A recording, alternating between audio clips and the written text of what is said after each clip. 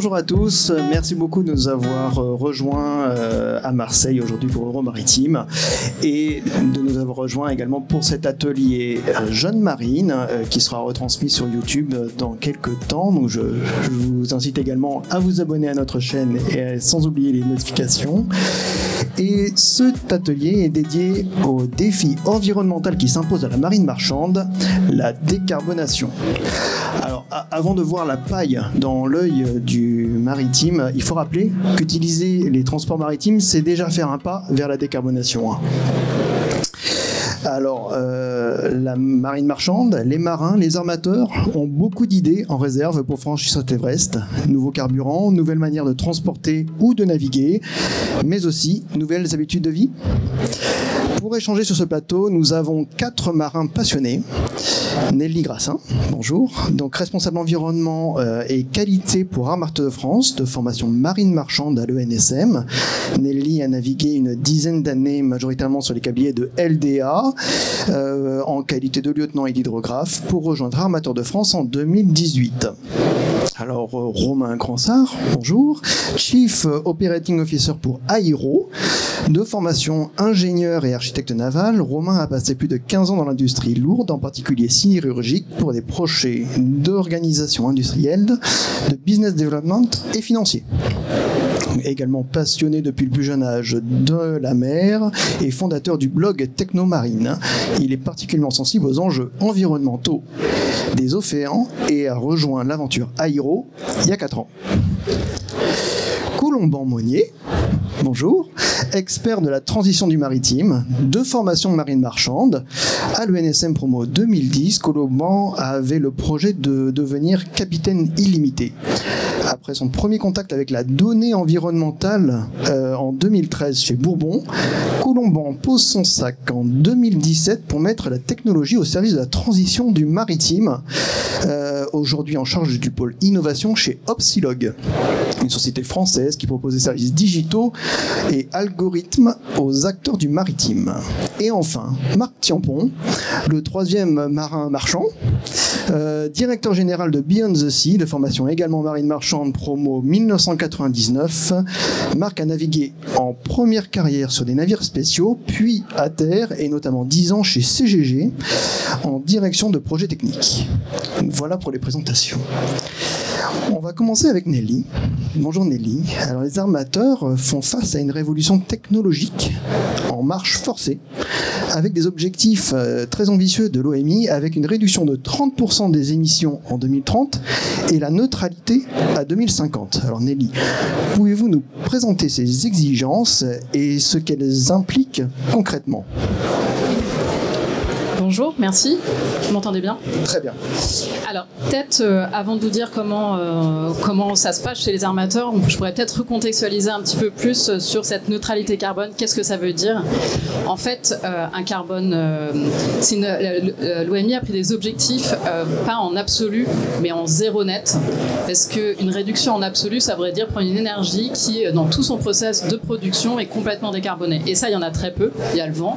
Je vous laisserai plus en parler plus tard. Mais tous les autres carburants, forcément, à un moment donné, dans sa chaîne de production, il va devoir, dans sa chaîne de production ou de consommation, il va devoir émettre du carbone. C'est le cas, par exemple, des carburants de synthèse qui absorbent du CO2 dans le process de production et qui, après, vont pouvoir émettre, mais dans la totalité, en fait, du cycle, on appelle ça comme de la neutralité carbone et on en a absolument besoin pour décarboner le maritime aujourd'hui parce que sinon, on n'a pas d'autre solution. Alors, comment les armateurs, ils structurent aujourd'hui ? Eh ben, ils créent des emplois, hein, clairement. Ils sont en train de monter des départements environnement. C'est vraiment une création de nouveaux métiers chez les armateurs que d'accompagner tout ce process de décarbonation. Alors, ils n'ont pas attendu les réglementations de l'OMI pour travailler sur leur efficacité énergétique. Ils ont branché leur navire à quai, ils ont profilé leur coque, ils ont commandé des navires au gaz naturel liquéfié. Ce qui change aujourd'hui, c'est qu'ils vont davantage se structurer, également se mutualiser pour que tous ces efforts pouvoir, toutes ces recherches, toutes ces études qui sont faites pour la décarbonation, on puisse travailler ensemble. Et là-dessus, on va s'appuyer beaucoup sur les travaux de la feuille de route décarbonation. Ça vient de la loi climat et résilience qui a été adoptée en 2021. Notre État nous a demandé, parce qu'on était un secteur fortement émetteur de gaz à effet de serre, de traduire notre décarbonation dans une feuille de route avec une trajectoire qui devait atteindre la neutralité d'ici 2050. Du coup, on a présenté au ministre en avril dernier une feuille de route décarbonation pour un navire lambda. Et aujourd'hui, on va regarder plus précisément par secteur d'activité, par type de navire, comment on décarbone. On va regarder tous les leviers, que ce soit de l'efficacité énergétique, de la sobriété, de la réduction de la vitesse et bien sûr les nouvelles énergies, biocarburants, carburants de synthèse, etc. On regarde ces leviers, on les affine selon que ce soit un navire ferry ou un navire citerne. Ça va pas marcher de la même façon, il y a certains leviers qui vont être préférés. Par exemple, pour les navires ferry, on va beaucoup regarder tout ce qui est électrification, hybridation, parce que ce sont des traversées qui sont courtes et que leurs infrastructures, ça permet moins, par exemple, de mettre une propulsion vélique dessus. Par contre, pour un navire citerne, ça va être autrement. Et donc, du coup, pour tous ces leviers, on regarde comment on peut les mettre en place et surtout quels sont les leviers, quels sont surtout les freins qui vont nous empêcher de les mettre en place. Et enfin, comme ça, chaque armateur va avoir, d'ici, j'espère, le mois de juin, une feuille de route, une trajectoire pour atteindre cette ambition de décarbonation, de neutralité d'ici 2050. Donc une solution à la carte pour les armateurs et peut-être une prise de hauteur. En fait, oui, en effet, c'est une solution à la carte parce qu'il n'y a pas une solution unique pour décarboner et les armateurs ont besoin vraiment d'avoir un mix technologique et énergétique. Mais de façon plus générale, moi j'aime bien rappeler quand même que le transport maritime aujourd'hui, c'est le transport le plus propre. Il est bien plus propre que le transport aérien, par exemple. Et ça fait sens de décarboner ce secteur, de l'accompagner. C'est 90% des marchandises aujourd'hui qui sont transportées par la mer. Et ça fait sens qu'on transporte davantage ces marchandises par la mer que par un autre moyen parce que c'est un des plus propres. Merci beaucoup Nelly. Alors Colomban, l'écologie n'est pas uniquement une affaire d'émission. Il y a aussi une globalité d'approche et une vue qui est bien plus large et qu'il faut appréhender pour pouvoir agir de manière efficace. Alors nous apprécions quotidiennement vos postes vertueux sur la planète. Quels sont les vecteurs sur lesquels nous pouvons agir et contribuer à l'effort pour atteindre cette neutralité ? Merci beaucoup pour les encouragements pour les postes et merci d'aborder un sujet aussi important que celui-là à Euromaritime. Je dirais déjà que donc la décarbonation, c'est par là que les armateurs ils vont rentrer en premier dans la réduction de leur impact en général. Après, il ne faut pas que le carbone devienne un gros mot. Le carbone, c'est les chaînes carbonées, c'est la vie en général. Le carbone, on va continuer à en avoir besoin, notamment comme le disait Nelly, pour produire des carburants alternatifs. Donc en fait, le carbone, il est là pour rester. Maintenant, une fois qu'on a dit ça, les émissions de carbone, de CO2 du maritime, c'est 3,5% à l'échelle mondiale, c'est 16,5% à l'échelle européenne, donc c'est énorme.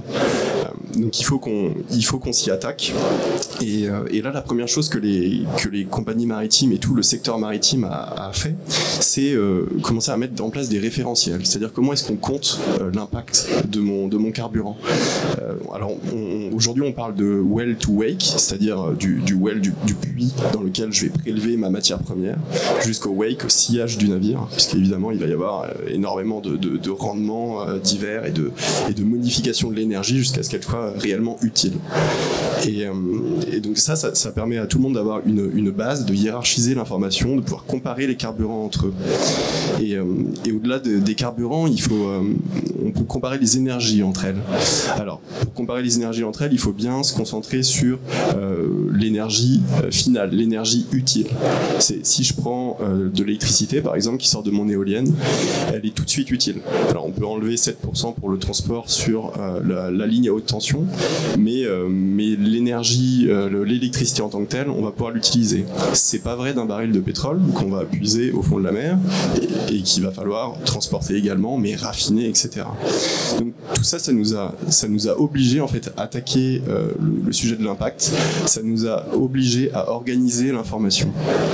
Et alors maintenant, au-delà de ces impacts, de ces émissions de CO2, bien sûr il y a les émissions de soufre, les émissions d'azote, il y a toutes les particules fines, il y a la relation qu'on peut avoir avec la biodiversité, il y a les rejets, il y a les déchets qu'on va générer.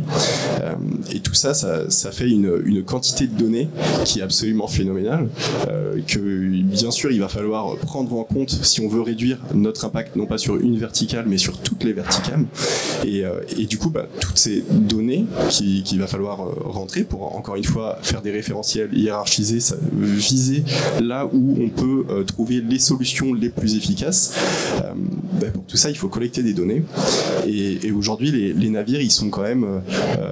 il y a 80 000 navires dans le monde, 75% sont encore au papier, c'est-à-dire qu'on a très très peu d'informations qui sont disponibles. Donc je pense qu'il va falloir mettre en place les capteurs. Oui, parce que la data, c'est ce que vous faites chez Opsilog. Ouais. Vous numérisez en fait l'ensemble des données des trajets des navires. C'est ça, avec des capteurs, des bases de données. Il faut mutualiser les informations. Il faut des journaux de bord électroniques dans lesquels le marin il va enregistrer une information, mais celle-ci va pouvoir être analysée. Parce que le but de l'information finalement, c'est bien ça en fait, c'est de pouvoir mettre une analyse dessus pour pouvoir choisir le mix énergétique qui correspond précisément à mon navire. Et ça, ce sont des solutions qui ne doivent pas être maritimisées, c'est-à-dire des solutions qui collaient pour l'industrie terrestre, et qu'on a adaptées pour la mer. C'est des solutions qui sont faites souvent par les marins, comme on peut le constater ici, et pour le monde maritime. Merci beaucoup Colomban. Romain Gransart, rebonjour. Alors la solution Vélix semble être la solution miracle. Votre système d'ailes sur aéro a été déjà développé et installé sur le canopé que l'on a pu voir récemment au Havre. Est-ce que cette solution se destine à 2050 ou plus c'est une transition pour 2030 à 2050 ? Merci pour... vous m'entendez bien ? Ouais. Oui. Merci pour la question.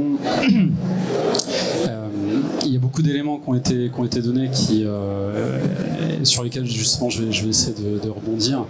Le Vélic est extrêmement intéressant pour le maritime parce qu'on parle d'énergie du vent. Donc c'est une énergie qui est gratuite, qui est abondante, qui est renouvelable et qui est disponible partout, quasiment partout sur le globe. Donc réutiliser le vent, parce que c'est pas du tout quelque chose de nouveau, mais de manière extrêmement efficace et automatisée, c'est un moyen extrêmement performant pour propulser le navire. Il n'y a aucune conversion énergétique, etc. Donc c'est quelque chose qui apparaît quand même comme une évidence, en tout cas selon nous. Maintenant, est-ce que c'est pour 2030 ou pour 2050 ? Je dirais les deux, mon capitaine. Le premier sujet qui m'a frappé pendant la COP28, il y a eu pas mal d'états des lieux qui ont été faits. Et en fait, aujourd'hui, pour atteindre les objectifs des accords de Paris, il faudrait qu'on soit à 42% de réduction de carbone. Quand on regarde toutes les initiatives qui existent, etc., on est à 2%. En fait, en termes d'urgence, en termes de temps, mais aussi en termes d'innovation, c'est absolument fondamental. Une fois qu'on a dit ça, et pour reprendre justement la notion de levier, de mixité énergétique, c'est une approche qui est intéressante d'un point de vue performance, mais c'est aussi une approche qui est intéressante puisqu'elle est compatible et elle permet l'émergence et le développement des autres leviers. Si je prends par exemple l'exemple du carburant, je vais juste donner cette illustration-là. C'est extrêmement intéressant de regarder ce qui s'est passé dans le passé. Les tout premiers navires de transport marchandises, c'était des clippers dans le XVIe siècle. En fait, c'était des navires qui étaient déjà très véloces. Ils allaient à facilement plus de 15 nœuds, traverser les océans et autres. Et ensuite, on est passé à la machine à vapeur. Donc, on utilisait du charbon. Il y a eu beaucoup de réticence au changement déjà à cette époque-là. Et en fait, si on voulait que ces navires-là traversent les océans, il fallait non seulement souter l'intégralité du navire en charbon, mais il fallait aussi des navires suiveurs avec du charbon, parce qu'on avait des problèmes de densité énergétique, etc. Donc ces navires-là ont gardé les voiles au final. Après, on a eu le diesel, qui était un carburant fantastique qui a tout substitué. Et aujourd'hui, on se pose des questions. Et quand on regarde par exemple les carburants alternatifs, qui feront partie de la solution, il n'y a pas de doute là-dessus, c'est intéressant de les mixer avec du Vélic. Pourquoi ? Parce que pour la plupart, et notamment si on veut les produire de manière verte, qui est l'objectif, le coût est extrêmement significatif. Donc faire des économies, c'est encore plus intéressant. Et puis les densités énergétiques sont plus faibles que pour le diesel. Donc l'espace de soudage est quand même bien plus important. Si on veut préserver de la capacité d'emport, qui est la raison même de la marine marchande, avoir des propulsions véliques qui vont permettre de sécuriser cet espace de stockage est extrêmement important. Donc l'enjeu, c'est non seulement de développer des technologies, mais de réussir à les faire cohabiter, réussir à les mixer pour la sécurité des marins et du navire, et puis la meilleure performance environnementale, mais aussi économique, bien sûr. Donc le Vélic en solution unique ou en combinaison avec des carburants synthétiques, c'est ça ? Alors le Vélic en solution unique, ça restera une niche dans le marché, puisque les contraintes commerciales aujourd'hui nécessitent d'avoir quand même des horaires extrêmement fixes et d'être totalement décorrélés des systèmes météo. Cela étant dit, nous on est en train de l'expérimenter sur Canopée. On pourra atteindre des réductions extrêmement significatives, alors ça dépend des navires bien sûr, et continuelles, et plus on a des systèmes adaptables aux configurations de vent, plus effectivement on peut fournir des contributions conséquentes et continuelles. D'accord, vous avez déjà un retour du Canopée ? Oui, alors on est très satisfait du lancement de cette innovation, Canopée. Alors on n'a pas les images, mais c'est un navire de 121 mètres de long qui a été conçu par le cabinet d'architecture VPLP et qui a été un projet avec énormément d'acteurs, notamment des acteurs français. Gifmar en tant qu'armateur, Zéphyr et Boré et Gifmar qui exploitent le navire, et pour le compte d'Ariane Group. L'objectif est de transporter les composants de la fusée Ariane 6 de l'Europe vers la Guyane. Donc du volume, mais léger. Alors effectivement, c'est plutôt léger. On est quand même sur 10 000 tonnes de déplacement. C'est un navire qui fait 121 mètres de long, donc ça commence à être représentatif par rapport à ce que l'on voit en navire de commerce. Et c'est aussi un navire extrêmement contraignant, puisque il doit accéder à Kourou et donc rentrer dans la rivière. Et donc on pouvait pas avoir un tirant d'eau de plus de 4 mètres. D'accord. Et donc en fait, même si c'est une construction neuve, ça a été un navire extrêmement contraignant, où on peut encore améliorer énormément de choses pour les prochains navires, et où nous on a quasiment dû s'inscrire sur un projet de rétrofit. Donc ça nous a permis aussi de designer une solution adaptable pour un grand nombre de navires. D'accord, merci beaucoup. Alors en parlant de solutions adaptables, Marc, tu es un petit peu le champion avec une solution Vélic un peu différente, c'est ce qu'on voit derrière, donc c'est avec une aile de kite. Alors votre solution vous promet 20% de réduction des émissions avec une aile de kite de dimension plus ou moins grande en fonction du navire, et entièrement automatisée et autogérée, conçue par des marins pour des marins. Alors Marc, comment fonctionne ce système et en quoi il diffère des systèmes à mâture, comme vient de nous présenter Romain, plus traditionnels, et pour quel navire se destine cette solution ? Bonjour à toutes et à tous. Dans un premier temps, je voulais remercier Jeanne Marine, évidemment, et mes collègues qui ont très bien parlé. Je suis évidemment 100% aligné avec ce qui a été dit aujourd'hui. Notre système, si on regarde, la voile est utilisée depuis des millénaires, avec une pause, Romain l'a bien dit, à l'utilisation de combustibles fossiles. Je voulais quand même insister sur le fait que le vent est une énergie renouvelable, une énergie qui ne coûte rien, en tout cas jusqu'à présent, et surtout une énergie qui ne génère aucun conflit d'usage. Les carburants verts, les carburants dits e-fuel sont des carburants qui vont devoir aussi satisfaire la demande d'autres industries. Aujourd'hui, le vent a cet avantage-là, de ne pas créer ce conflit d'usage. Les technologies véliques ont déjà plusieurs millénaires. Le kite, lui, n'a qu'une trentaine d'années. Et en 30 ans, le kite a fait des progrès incroyables. C'est aujourd'hui la technologie qui permet de remonter le plus près au vent, avec 12 degrés pour les derniers kitesurfers. Et je pense à Marseille, puisque les Jeux Olympiques vont accueillir pour la première année le kitesurf comme épreuve olympique. Le kite est aussi une capacité de génération de puissance qui est très importante.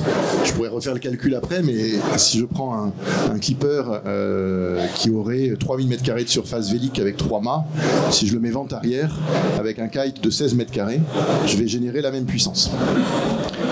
Aujourd'hui, on a des ailes qui sont effectivement de dimension modeste. On a 25 mètres carrés, 50 mètres carrés.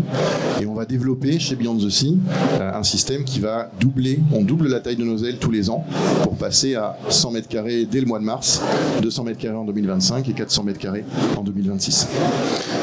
Alors, tu nous promettais 20%, mais 2030, c'est 30%. Vous peut-être le combiner à quelque chose? Alors, je suis là aussi 100% d'accord avec ce qui a été dit. Le gros avantage de la technologie que nous développons, c'est le rétrofit.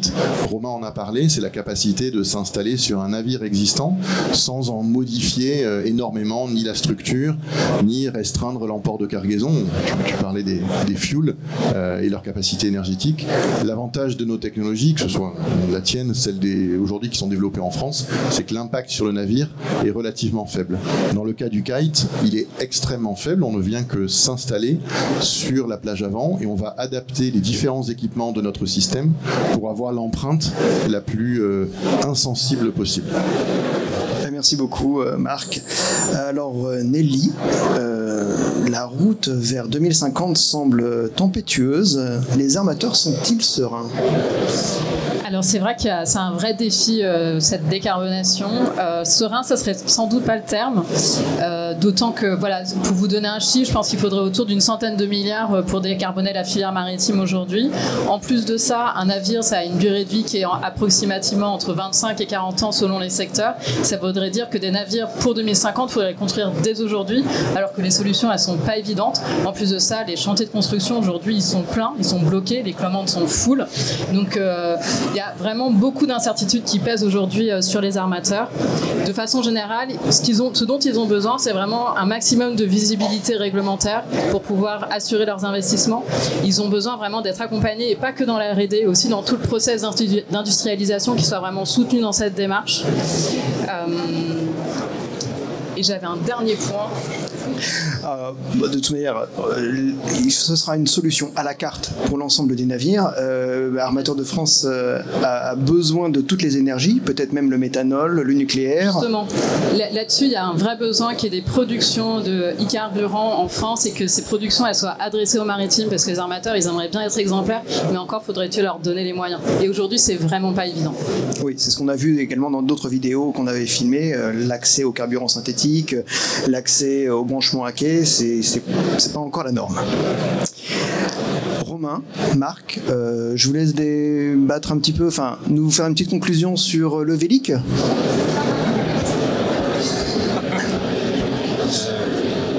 Moi, qu'est-ce que tu penses du Vélic, Marc? C'est bien ou c'est pas bien? C'est fabuleux, hein, c'est merveilleux. Et avez-vous des projets de globalisation du système, de combinaison du système peut-être? C'est un petit peu ce que j'allais dire. On parle d'hybridation de Vélic avec des propulsions classiques à base de combustibles fossiles ou à base de carburants alternatifs. Je reste convaincu que le kite permet une alternative à une hybridation avec d'autres technologies Vélic. Sans rentrer dans trop de détails techniques, le kite est connu pour être extrêmement efficace à partir du moment où on est capable de générer du vent avec notre aile, c'est-à-dire de lui faire ces fameux 8, on en voit peut-être quelques-uns derrière. Ces fameux 8, on va les générer dans les allures qui sont à l'arrière du vent, à partir du vent de travers. Là où des ailes ou des voiles plus classiques deviennent un petit peu moins performantes. La combinaison des deux, pour moi, c'est l'avenir, et il va falloir qu'on trouve des marchés, il va falloir qu'on trouve qu'on accompagne les néo-armateurs qui tirent aujourd'hui, et que je félicite. Je vois, on a Lise de Winship qui porte les choses de manière incroyable. On a la chance en France d'avoir des armateurs qui ont sauté le pas. On sait que le monde maritime est un monde très conservateur, et je peux le comprendre, il y a énormément de risques. L'expédition maritime est très risquée de tout temps. Et on a des néo-armateurs qui aujourd'hui ont sauté le pas, qui ont pris des décisions fortes d'aller sur de l'hybridation ou sur du 100% Vélic. Et moi, je leur dis bravo. Qu'est-ce que je peux rajouter là-dessus? Je suis tout à fait d'accord avec ce que Marc vient de dire. Et effectivement, les enjeux de mixité dont on était en train de parler, de compatibilité, on l'aura aussi sur la propulsion vélique, parce que c'est comme pour tous les problèmes, il n'y a pas toujours une seule solution, donc ça c'est vraiment une grande ouverture. Ensuite, sur les armateurs, et Nelly l'a très bien résumé, un des métiers les plus difficiles aujourd'hui sur la planète, c'est directeur technique d'un armateur, parce qu'il y a un nombre de possibilités de levée technologique absolument énorme, avec des maturités relativement faibles, et on est quand même en train de parler de navires qui traversent les océans, où la gestion du risque et la sécurité est avant tout le plus important. Avec aussi un impératif d'arriver à l'heure. Et en fait, si on regarde du côté de ce que nous on fait en tant que fournisseur, un des grands atouts de la propulsion vélique, c'est qu'on peut déjà parler de retour sur investissement. Et ça, c'est quand même absolument fondamental. C'est pas toutes les mesures qui permettent d'être verts, qui proposent des économies et un retour sur investissement. Donc ça, c'est quelque chose de très important. Mais le retour est direct par les économies de carburant. Parce qu'on est sur de l'économie de carburant. Ensuite, il faut qu'on fasse mieux. Il faut qu'on soit plus performant, on travaille dessus. Il faut qu'on soit plus compétitif, on travaille dessus. Et en plus de ces optimisations-là, un enjeu pour Aéro aussi, et peut-être pour d'autres propulseurs éoliens, c'est de s'adapter à un grand nombre de navires. Donc on a eu la chance de faire Canopée, qui était un roulier avec une structure fixe. On a annoncé Whisper, qui est une aile nouvelle génération, rigide, basculable pour des vraquiers, donc qui pourra résister à la chute de gravats. Il y a énormément de choses qui doivent être faites et sur lesquelles on travaille. Les porte-conteneurs du futur avec des systèmes d'ascenseurs qu'on a publiés il y a 2 ans.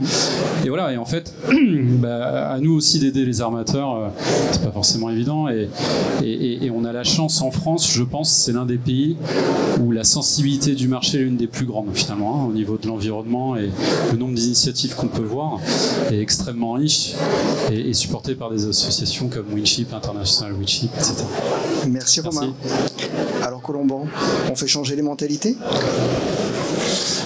Oui, bien sûr, il faut faire changer les mentalités. C'est un changement autant culturel que technologique qu'il faut mettre en route.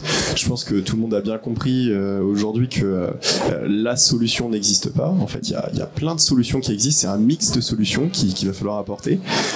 Et on a énormément de chance d'avoir des acteurs français qui travaillent tous les jours à construire des solutions pour demain, pour nos armateurs.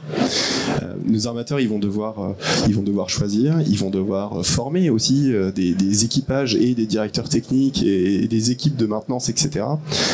Donc ce qui va être important, c'est vraiment pour choisir la bonne solution, le bon mix, c'est d'avoir cartographié qu'est-ce que j'attends du comportement optimal de mon navire. Est-ce que je veux plus de place? Est-ce que je veux plus de vitesse? Et là, on pourra appliquer le bon mix technologique. Et rien qu'en analysant toutes ces données et en ayant cartographié tout ça, on peut faire déjà 10 à 15% de réduction de consommation de fuel. Donc en fait, déjà là, on a entamé le chemin. Donc, on n'a pas le temps de se tromper, parce que les objectifs sont dès demain. Donc ce que je dirais moi, aux armateurs et aux affréteurs d'ailleurs, c'est de prendre du recul et d'ensemble construire une vraie architecture digitale de la marine marchande d'aujourd'hui. Merci beaucoup Colomban. Alors il nous reste 1 minute. Si quelqu'un avait une question ou souhaitait réagir, n'hésitez pas. Donc sinon, merci beaucoup d'avoir rejoint cet atelier, d'avoir donné vos points de vue, et merci, à la prochaine. Merci beaucoup.